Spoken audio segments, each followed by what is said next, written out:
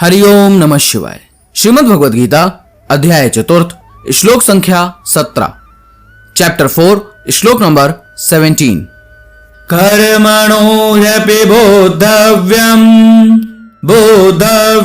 च विकर्मणः अकर्मणश्च बोद्धव्यं गहना कर्मणो गतिः। श्रीमद् भगवद गीता गीता प्रेस गोरखपुर में अध्याय चतुर्थ श्लोक संख्या 17 का अनुवाद कुछ इस प्रकार से बताया गया है। कर्म का स्वरूप भी जानना चाहिए और अकर्म का स्वरूप भी जानना चाहिए तथा विकर्म का भी स्वरूप जानना चाहिए, क्योंकि कर्म की गति गहन है। श्रीमद् भगवद गीता यथारूप में अध्याय चतुर्थ श्लोक संख्या 17 का अनुवाद कुछ इस प्रकार से बताया गया है।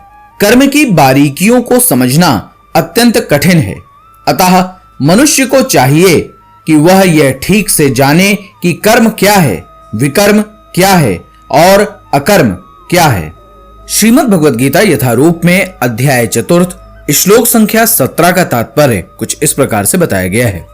यदि कोई सचमुच ही भवबंधन से मुक्ति चाहता है तो उसे कर्म, अकर्म तथा विकर्म के अंतर को समझना होगा। कर्म, अकर्म तथा विकर्म के विश्लेषण की आवश्यकता है, क्योंकि यह अत्यंत गहन विषय है। कृष्ण भावनामृत को तथा गुणों के अनुसार कर्म को समझने के लिए परमेश्वर के साथ अपने संबंध को जानना होगा।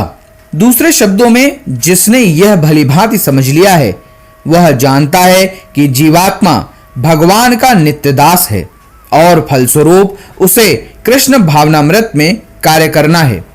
संपूर्ण भगवद गीता का यही लक्ष्य है।